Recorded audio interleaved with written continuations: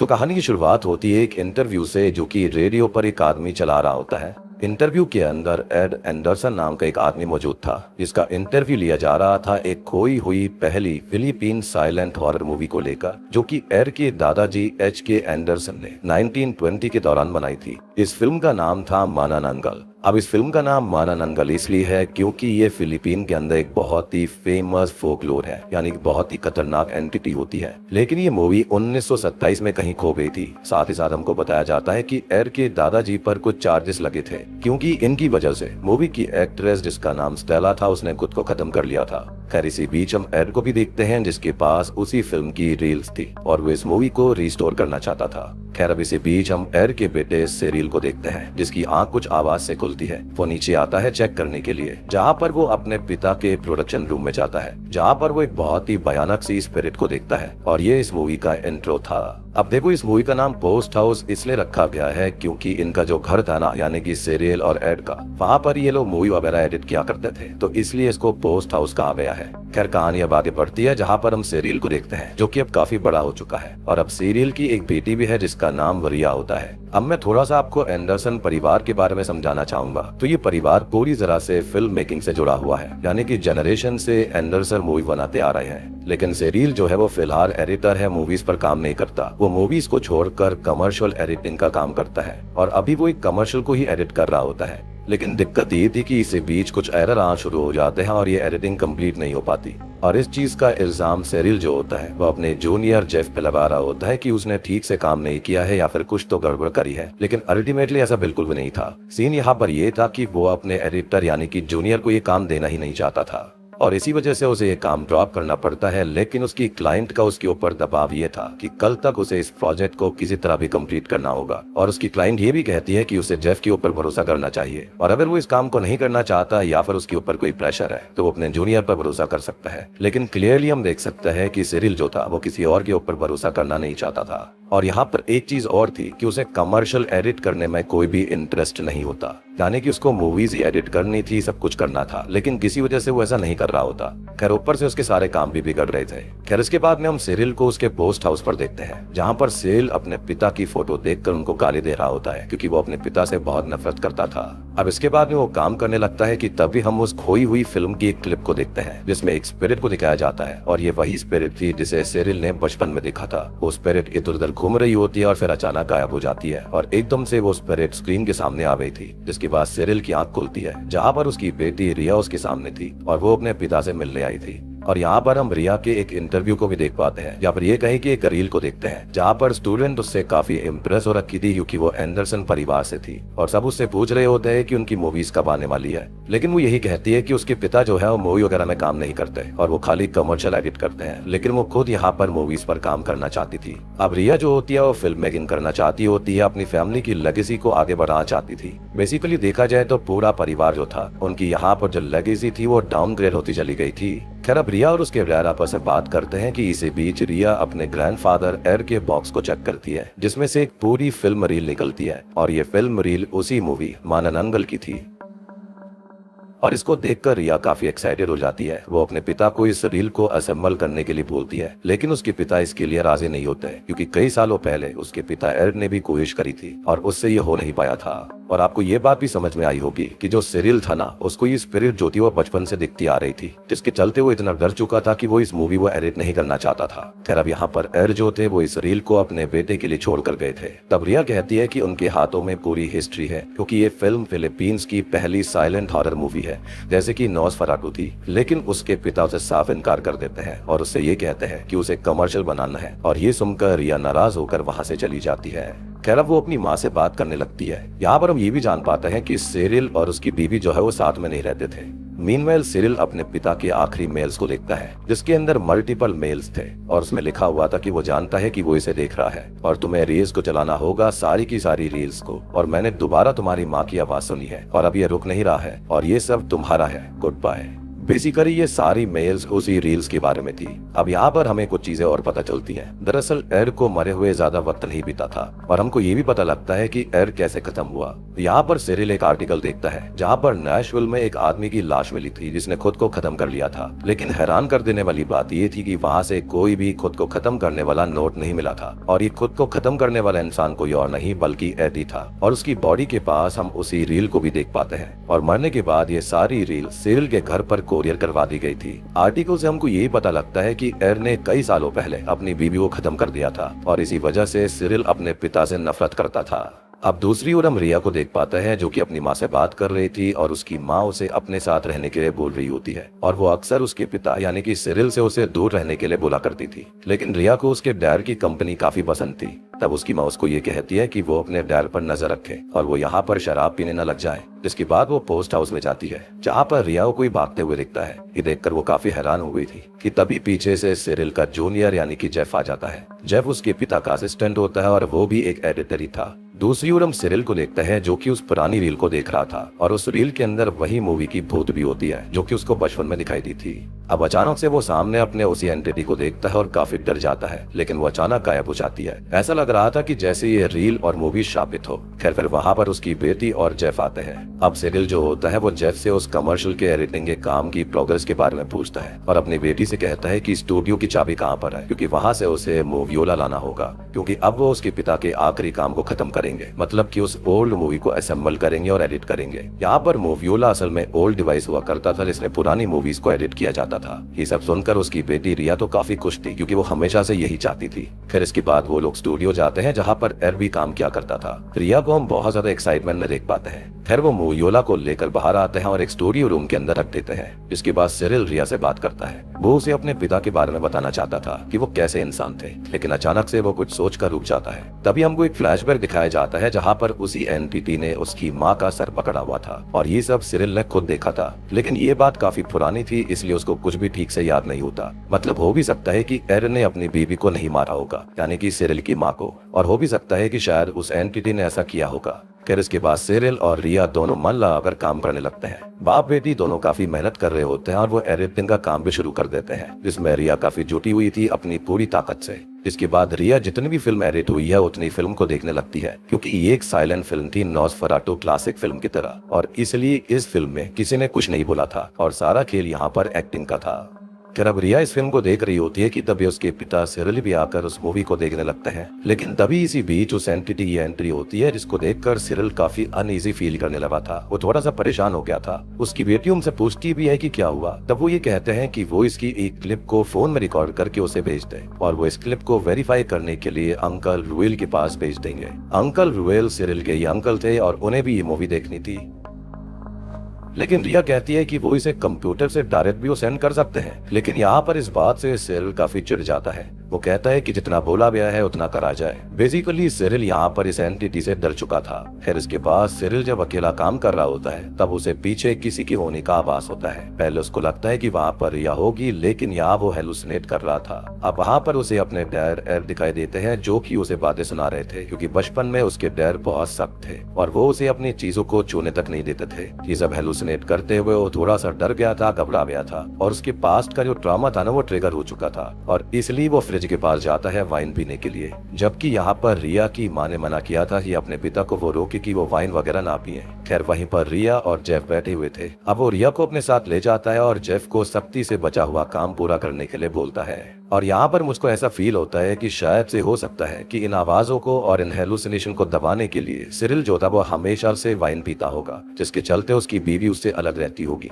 हो सकता है कि वो अपनी बीवी को अब्यूज भी करता हो। और जिस तरह से सिरिल इस मूवी को देखते हुए काफी पागल सा हो चुका था और उसको यहाँ पर डर भी लग रहा था, तो हो सकता है कि उसके पिता के साथ भी सेम चीजें होती होगी और इसी के चलते वो अपने बेटे सिरिल को डांटते होंगे। सेम चीज यहाँ पर सिरिल भी कर रहा था, उनके जैसा बनता जा रहा था। बेसिकली ये मूवी आपके दिमाग पर असर डालती चलती थी। एनीवेज अब दोनों बाप बेटी फिल्म को देखने लगते हैं, लेकिन फिल्म के अंदर उसकी एंडिंग जो थी वो मिसिंग थी। ये देखकर सिरिल थोड़ा सा चिंता में आ गया था। वो अपनी बेटी से पूछता है कि क्या उसने सारी क्लिप्स को ठीक से अनबॉक्स किया था, जिस पर वो हाँ बोलती है। लेकिन फिर वो चली कहाँ गई, यानी कि एंडिंग गायब कैसे हो गई थी। सिरिल बची हुई एंडिंग रील्स को ढूंढने लगता है कि इसी बीच रिया से एक इक्विपमेंट टूट जाता है। ये देखकर सिरिल रिया पर बहुत गुस्सा हो गया था, बिल्कुल अपने पिता की तरह। इस रील मूवी का उसके दिमाग पर बहुत ही नेगेटिव इफेक्ट पड़ रहा था, जैसा कि उसके पिता के साथ भी होता था, और ये साफ साफ दिखाई दे रहा होता है। और तब जाकर कहीं ना कहीं सिरिल को एहसास होता है कि उसके पिता के साथ क्या हो रहा था। खैर यहाँ पर वो रिया को दूसरा पार्ट लेने के लिए भेजता है, और उसका ऐसा बर्ताव देखते हुए रिया भी हैरान थी कि आखिरकार अचानक उसके डैड को हो क्या गया है, और पहले वो ऐसे नहीं करते थे।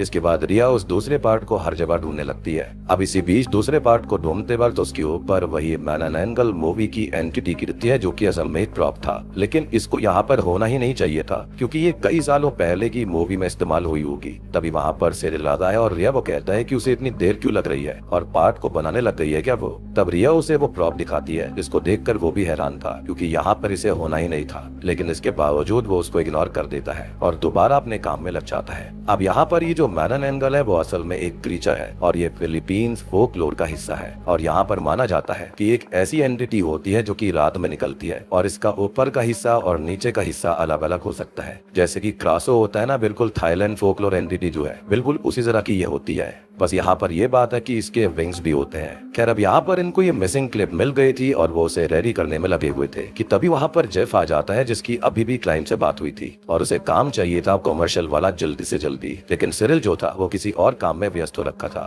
तब जेफ कहता है कि उसे क्लाइंट को रिपोर्ट देनी होगी, और यहाँ सिरिल उसके ऊपर ही भयानक भड़क जाता है और उसको उल्टा सीधा सुनाने लगता है। तब यहाँ पर रिया आकर उसे शांत करती है। बेचारा जेफ यहाँ पर बिना मतलब ही गुस्से का शिकार हो गया था। खैर इसके बाद ये लोग फिल्म रेडी करते हैं और पूरी देखने लगते हैं, लेकिन अभी भी ये फिल्म पूरी नहीं हुई थी, उसकी एंडिंग अभी तक मिसिंग थी। ये सब देखकर सिरिल का दिमाग खराब हो चुका था। खैर इसके बाद वहाँ पर उसके अंकल रुएल आते हैं, जिसे सिरिल मूवी प्रोग्रेस दिखाने के लिए बेताब था। वो रुएल को लेकर आता है अपने प्रोडक्शन रूम में, जहाँ पर वो उसे वो रील दिखाता है, और यहाँ पर रुएल ऑलरेडी डरा हुआ था और वो उसे मूवी को छोड़ देने के लिए कहता है। वो कहता है कि उसे इसे जला देना चाहिए था, लेकिन सिरिल उल्टा उसी पर भड़क जाता है। तब अंकल रुएल ये कहते हैं कि उसके पिता ने भी उनके साथ ठीक ऐसा ही बर्ताव किया था जब उसने उनको मना किया था इस मूवी को आगे बढ़ाने के लिए। अब यहाँ सिरिल शांत होता है। तब रुएल ये कहते हैं कि ये मूवी रील एक डेंजर है। इसके बाद अंकल ये पूछते हैं कि स्टूडियो कहाँ पर है, और स्टूडियो का पता लगाकर वो उस तरफ जाने लगता है। अब यहाँ सिरिल उनके पीछे जाता है और रिया को वहीं रुकने के लिए बोलता है। सिरिल रुएल से ये पूछता है कि क्या चक्कर है, जिस पर अंकल रुएल बताते हैं कि ये फिल्म एक ट्रेजेडी है उनके परिवार के लिए। इस मूवी ने उसके पिता एड से उनका सब कुछ छीन लिया था, उसकी वाइफ छीन ली, उसका करियर सब कुछ छीन लिया था। अब यहाँ रुएल जो होते हैं वो यहाँ सिरिल से उस मैन एंड एंगल के कॉस्ट्यूम के बारे में पूछते हैं, जो कि उसे यहीं पर मिला था। मतलब कि अंकल रुएल को ऑलरेडी उस प्रॉप कॉस्ट्यूम के बारे में पता था, लेकिन वहाँ पर ढूंढने पर वो कॉस्ट्यूम गायब हो चुकी थी। अब दूसरी ओर रिया उस मूवी की हिस्ट्री के बारे में पता लगाने की कोशिश करती है। उसको एक आर्टिकल मिलता है जिसके अंदर काफी कुछ लिखा हुआ था। उसमें लिखा था जो इस मूवी की एक्ट्रेस स्टेला थी वो 41 साल की थी, और वो एक साइकोटिक इंस्टीट्यूट में मृत पाई गई। इन्वेस्टिगेटर्स ने इसको खुद को खत्म करने वाला केस बताया था, लेकिन हैरान कर देने वाली बात ये थी कि उसने एच.एन. एंडरसन पर अब्यूज के चार्जेस लगाए थे, और चार्जेस लगाने के बाद में उसकी मौत जो थी 3 दिन बाद हो गई थी। मतलब कि कोई ना कोई कनेक्शन जरूर था स्टेला और एंडरसन के बीच में। अब यहाँ जो स्टेला की लाश थी वो एक स्टाफ नर्स को मिली थी, और उसके सर पर हैवी ब्लंट फोर्स के निशान थे, जैसे कि उसके सर को किसी ने बार बार दीवार से मारा हो, या फिर पैनिक में आकर उसने ये खुद किया हो। अब काफी शॉकिंग चीज ये थी, कुछ दिन पहले ही लोगों ने स्टेला को काफी अजीब हरकतें करते हुए देखा था, जिसके अंदर वो कह रही होती है द विंग्स वॉन्ट फोल्ड, और ये काफी अजीब बात थी। और जैसे कि मैंने आपको बताया कि मैन एंड एंगल के विंग्स होते हैं, तो हो सकता है कि यहाँ पर वो उसी एंटिटी की बात कर रही होगी। खैर इंस्टीट्यूट के अंदर उसने बताया था कि मैन एंड एंगल फिल्म की शूटिंग के दौरान डायरेक्टर एंडरसन ने उसके साथ अब्यूसिव बिहेव किया है, और सेट पर साइकोलॉजिकल टॉर्चर जैसा एनवायरनमेंट हुआ करता था। और उसने अपने 2 दोस्तों को ये तक बताया था कि वो डायरेक्टर से डर रही है, और उसे लगता है कि उसके साथ कुछ तो बुरा होने वाला है। और ये सब पढ़कर तो रिया भी हैरान थी कि इतनी डीप हिस्ट्री उसकी फैमिली की थी, इसके बारे में उसे कुछ नहीं पता था। अब तभी दूसरी ओर रुएल और सिरिल अलग अलग होकर उस कॉस्ट्यूम को ढूंढ रहे थे कि इसी बीच लाइट चली जाती है। अंकल रुएल सिरिल को ढूंढने लगता है, लेकिन तभी उनके सामने मैनन एंगल आ जाती है जो कि ओरिजिनल मैनन एंगल थी, जिसको देखकर वो डर जाते हैं। लेकिन यहाँ पर ये एंटिटी उसे रिएक्ट करने का मौका नहीं देती और वहीं मौत के घाट उतार देती है। अब दूसरी ओर रिया एक वीडियो देखती है जिसमें स्टेला का इंटरव्यू था और स्टेला ने उस इंटरव्यू के अंदर वही कॉस्ट्यूम पहना हुआ था। उसके अंदर वो कह रही थी कि एंडरसन ने उसकी जिंदगी खराब कर दी है, उसने उसे बर्बाद कर दिया है और इसका भुगतान उसके पूरे ब्लड लाइन को करना पड़ेगा। माइट भी हो सकता है कि उसने उसके साथ संबंध बनाया होगा और बाद में उसके साथ शादी वगैरह करने के लिए, साथ रहने के लिए मना कर दिया होगा। खैर अब यहाँ स्टेला उसकी एंटायर ब्लड लाइन को श्राप देती है और एंडरसन ने जो कुछ भी उसके साथ किया था उसका हिसाब उसे चुकाना होगा और उसकी पूरी ब्लड लाइन को चुकाना पड़ेगा। वो सबको मार डालेगी और वो उससे बचकर नहीं जा सकते। बेसिकली ये मूवी ही श्रापित कर दी थी स्टेला ने, और हो भी सकता है कि शायद वो खुद ही मैनन एंगल बन गई हो, तभी तो उसने विंस वॉन फोल्ड वाली बात कही थी। अब इसी बीच वहाँ पर जेफ आता है और वो रिया से उसके पिता के बारे में पूछता है और अभी उसने उसका सारा काम कर दिया था। बचा बुझा काम सिरिल का था, लेकिन वो उसके साइड प्रोजेक्ट में बहुत बिजी था। जेफ और सिरिल को किसी भी तरह से कल तक कमर्शियल खत्म करना ही था, लेकिन सिरिल अपने काम में बहुत खोया हुआ था और इसलिए जेफ उस रील होल्डर को ही उठाकर ले जाने लगता है और कहता है कि पहले वो अपने पिता से ये कहे कि वो अपना काम निपटा ले और उसके बाद ही वो इसको वापस करेगा। रिया उसे रोकने का भी कोशिश करती है, लेकिन वो नहीं रुकता और उस रील को अपने साथ ले जाता है। यानी कि जेफ को लग रहा था कि इसी रील की वजह से काम नहीं हो पा रहा था, जिसके चलते वो उसको लेकर गया, लेकिन ये रील तो श्रापित थी, ये बात उसको नहीं पता थी। खैर अब ये सब करते हुए उसे मैनन एंगल भी देख रही होती है। खैर इसके बाद में वहां से वो जाने लगता है, लेकिन तभी जेफ के आगे मैनन एंगल आ जाती है और वो उसके पास धीरे धीरे बढ़ने लगती है। अब मैनन एंगल को देखकर जेफ की हालत बहुत खराब हो गई थी, लेकिन इससे पहले वो कुछ सोच पाता वो उसको भी खत्म कर देती है। मीनवाइल सिरिल अपने अंकल को ढूंढ रहा होता है कि तभी उसे अंकल रुएल की लाश मिलती है, जिसको देखकर वो डर जाता है और प्रोडक्शन रूम में वापस आता है। वो इस बारे में अपनी बेटी को कुछ भी नहीं बताता और जब वो देखता है कि जेफ उसकी रील ले जा चुका है तब वो बहुत गुस्सा करता है और रिया को वहाँ से भेजने लगता है कि वो अकेला अब ये सब कुछ कंप्लीट करेगा। और यहाँ पर ये काफी जिम्मेदार बाप था, लेकिन अल्टीमेटली यहाँ पर दिखाया जाता है कि ये रील उसका दिमाग खराब कर रही थी। और अब आपको ये बात भी समझ में आई होगी कि आखिरकार इस रील को कोई भी खत्म क्यों नहीं कर पाया, वो भी कंप्लीट क्यों नहीं हुई, क्योंकि यहाँ पर स्टेला ने मैनन एंगल वाला श्राप दिया था। खैर अब रिया उसे सॉरी बोलती है, लेकिन उसे कुछ भी नहीं सुनना था, उसे तो खाली ये फिल्म कंप्लीट करनी थी और कहीं ना कहीं ये उसी कर्ज का असर था जो कि स्टेला ने पूरी ब्लड लाइन को दिया था, लेकिन इस बात से ये लोग अनजान थे। खैर अब रिया जो होती है अपने पिता की हेल्प करना चाहती थी, लेकिन उसके पिता सिरिल उसे वहां से भेजने लगते हैं। उसके पिता का ऐसा बर्ताव देखकर वो भी हैरान थी, वो काफी परेशान हो जाती है, जिसके चलते वहां से चली जाती है। लेकिन इन सब से उसका स्ट्रेस लेवल बहुत हाई हो चुका था। खैर अब रिया घर जाकर अपनी माँ को फोन करती है और उसको सारी चीजें बताती है कि उसके पिता क्या कर रहे हैं, लेकिन यहाँ पर वो कुछ भी नहीं कर पाती और ये सब सुनकर काफी शॉक्ड रह जाती है, क्योंकि ऐसा बर्ताव सिरिल की बीवी ने भी उससे पहले कभी नहीं सुना था। मीनवाइल हम सिरिल को देखते हैं जो कि काफी परेशान हो रखा था। तभी वो प्रोडक्शन रूम के बाहर किसी को नोटिस करता है और उसको देखकर वो बाहर की ओर जाता है तो वहाँ पर वही मैनन एंगल थी, जिसके नीचे का भाग गायब था और ये बात मैंने आपको पहले ही बताई थी। वो उसके पीछे जाता है जहाँ पर वो उसे प्रोजेक्टर रूम में लेकर जाती है, जहाँ पर एंडिंग रील पड़ी हुई थी। वो एंडिंग देखने के लिए बहुत बेसब्र था और यहाँ पर वो उसे मिल जाती है और इसलिए वो एंडिंग को देखने लगता है। लेकिन फिल्म की एंडिंग में शॉकिंगली उसके बचपन वाला रूप होता है, जहाँ पर उसकी माँ खत्म हो चुकी थी और उसके डैड इसका जिम्मेदार सिरिल को ठहरा रहे थे। इसके अंदर वो देखता है कि किस तरह से उसकी माँ को उस मैनन एंगल ने खत्म कर दिया था। ये देखकर सिरिल की हालत काफी खराब हो जाती है। यानी कि एर ने कुछ नहीं किया था, जो कुछ किया था इसी एंटिटी ने किया था। इसके बाद हम रिया को देखते हैं जो कि पोस्ट हाउस के अंदर थी और वहां पर वो रिसेप्शनिस्ट के पास जाती है, लेकिन उसे ऑलरेडी मैनन एंगल ने मार दिया था। इन सबको देखकर वो काफी डर जाती है, लेकिन तभी उसे भी मैनन एंगल पकड़ लेती है। थोड़ी देर के बाद में वहां पर रिया की माँ आती है, क्योंकि रिया ने उसे कॉल किया था और वो काफी टेंशन में थी, लेकिन उसको भी मैनन एंगल ने पकड़ लिया था। खैर अगले सीन में जब रिया की आंख खुलती है तो सेम चीज हुई थी जैसा कि एर और उसकी बीवी के साथ हुआ था। यहाँ पर रिया अपनी माँ की लाश को अपने पास देखती है, जिसको मैनन एंगल ने मार डाला था। रिया के पिता वहीं पर मौजूद थे और उसे उसकी आवाज आती है, लेकिन वो दिख नहीं रहा होता और वो उसे वो हॉरर मूवी दिखाता है। अब वो यहाँ पर रिया से उसकी राय पूछता है कि वो इस फिल्म को बेहतर बनाने के लिए और क्या कर सकते हैं, लेकिन रिया शांत रहती है और फिर बोलती है कि उसे नहीं पता। वो उसको ये कहता है कि वो हर साल हजारों रुपये उसकी फिल्म मेकिंग ट्यूशन के लिए लगाते हैं और उसको इतना भी नहीं आता। वो उसे ये पूछता है कि वो बताए कि इस फिल्म को बेहतर कैसे कर सकते हैं, लेकिन रिया बहुत पैनिक करने लगती है अब तभी एक सीन आता है जिसमें सिरिल रिया से कुलशॉफ इफेक्ट के बारे में पूछता है कि उन्हें कैसे कुलशॉफ इफेक्ट इस्तेमाल करना चाहिए इस सीन के अंदर, लेकिन रिया कोई जवाब नहीं देती। अब कुलशॉफ इफेक्ट का मतलब ये होता है जहाँ पर जो फिल्म की एंडिंग होती है ना, वहाँ पर ऑडियंस जो होती है उसका मतलब निकालती है सीक्वेंस ऑफ शॉट से। खैर अब ये सब देखकर रिया जोर से चिल्लाने लगती है क्योंकि उसको आजाद होना था, लेकिन तभी स्क्रीन पर मैनन एंगल आती है और इसी बीच प्रोजेक्टर बंद हो जाता है। तब मैनन एंगल उसके सामने आकर उसे स्टैप करने के लिए आगे बढ़ती है, लेकिन यहाँ पर होता यह है कि रिया किसी तरह से मैनन एंगल की डैगर से उसी को स्टैप कर देती है। और जब वो मैनन एंगल का मास्क हटाती है तब मास्क के पीछे उसके पिता निकलते हैं, जिसको देखकर वो बहुत उदास हो गई थी।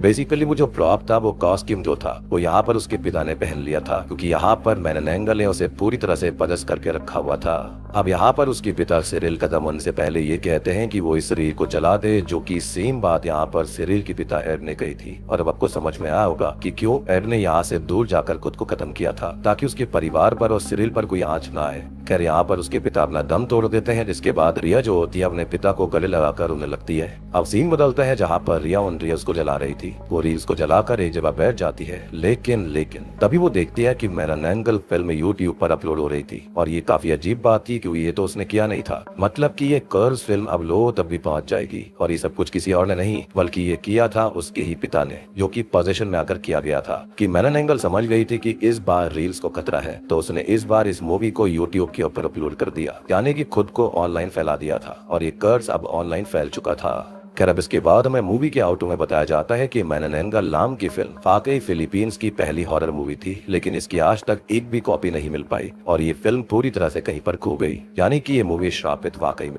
इसी के साथ में ये मूवी यहीं पर खत्म हो जाती है। तो दोस्तों ये थी पोस्ट हाउस फिल्म की कहानी। अब बात करते हैं कुछ चीजों के बारे में। तो सबसे पहले हम मैनन एंगल एंटिटी के बारे में बात करेंगे। तो असल में ये मैनन एंगल एंटिटी स्टेला ही थी। स्टेला पर अत्याचार होने की वजह से स्टेला ने एंडरसन को श्राप दिया था कि उसकी पूरी ब्लड लाइन उसका भुगतान करेगी, और तब से स्टेला उसी रील के अंदर थी एक शराब बनकर। हो ना हो वो रील हर एंडरसन को आकर्षित करती थी, ताकि उनके अंदर इस मूवी को खत्म करने की इच्छा जाहिर हो सके, और वो कर्ज ट्रैप के अंदर फंस जाते थे और स्टेला फिर उसके बाद उनको आकर मार दिया करती। मैं आपको बताना चाहूंगा कि सिरिल की माँ को भी इसी एंटिटी ने मारा था और सिरिल के पिता को भी उसी स्टेला ने खत्म करवाया। और लास्ट में हमने जो देखा कि सिरिल मैनन एंगल बन गया था, वो दरअसल स्टेला के जरिए पदस्थ हो रखा था। बेसिकली ये मूवी एक रिवेंज की तरह थी, जिसमें स्टेला ने मैनन एंगल बनकर उन सबको मार डाला। बेसिकली वो इसी का तो रोल प्ले कर रही थी इस फिल्म के अंदर। लेकिन फिलीपींस में मैनन एंगल एक फोकलोर भी है, और मैनन एंगल फिलिपिनो फोकलोर के अंदर सबसे डरावना और आइकॉनिक क्रासो टाइप क्रीचर है, जिसको खासकर रात और प्रेगनेंसी से जुड़े हॉरर का प्रतीक माना जाता है। इसका असल रूप एक लेडी का होता है, जो कि दिन में बिल्कुल नॉर्मल इंसान जैसे दिखाई देती है, लेकिन रात होते ही उसका शरीर दो टुकड़ों में बढ़ जाता है। ऊपर का आधा हिस्सा सर, बाजू, सीना और पूरा टोर्सो, और अपने नीचे वाले हिस्से से अलग होकर वो अपने बड़े से लेदर वाले पंख निकाल लेता है और हवा में उड़कर शिकार ढूंढने निकल पड़ता है। नीचे का आधा शरीर, जो कि कमर से नीचे होता है, वो जमीन पर छोड़ दिया जाता है और हमेशा किसी डार्क जगह में छिप जाता है। मैनन एंगल अपने शिकार, खासकर से प्रेग्नेंट लेडीज के घर की छत पर आकर वहीं से उनकी बैली में घुसकर फीटस का खून या फिर उनकी जान डायरेक्टली खत्म कर देता है, यानी कि उनकी जान चूस लेता है, एनर्जी चूस लेता है। कई लेजेंड्स में ये भी कहा गया है कि वो स्लीपिंग एडल्ट्स का दिल या फिर लीवर भी खा लेती है। अब इस क्रीचर को रोकने का एक ही तरीका होता है, सुबह होने से पहले उसके छोड़े गए लोअर बॉडी पर सॉल्ट, ऐश, गार्लिक, विनेगर या फिर होली सब्सटेंसेस को लगाकर उसकी जगह को सील कर दिया जाए। और जब ऊपर वाला टॉर्सो वापस आकर अपने लोअर बॉडी से जुड़ने की कोशिश करता है तो फिट नहीं होता और क्रीचर सूरज उगते ही जलकर मारा जाता है। यानी कि काइंड ऑफ ऐसा क्रीचर है जो कि वैम्पायर और क्रासो का मिक्सचर टाइप का है। और फिलिपिनो फोकलोर के अंदर मैनन एंगल को अक्सर बेट्रेयल, गिल्ट, एब्यूज और फेमिनिटी की हॉरर के रूप में भी देखा जाता है। एक ऐसी लेडी जो कि सोसाइटी के प्रेशर और ट्रॉमा से टूटकर लिटिल मॉन्स्टर बन जाती है, जैसे कि यहाँ पर स्टेला बन गई थी। ये क्रीचर जो है वो सेंचुरीज पुराना है और फिलीपींस की अलग अलग जगह पर इसके मल्टीपल वर्जन एग्जिस्ट करते हैं, पर सबका थीम एक ही है। रात को अपने आप को आधा तोड़ देने वाली लेडी जो कि हवा में उड़कर खून चूसने निकल पड़ती है, अपना रिवेंज लेती है जो लोग उसके साथ गलत करते हैं। तो दोस्तों उम्मीद करता हूँ कि अब आपको पोस्ट हाउस मूवी और मैनन एंगल क्रीचर समझ में आ गया हो।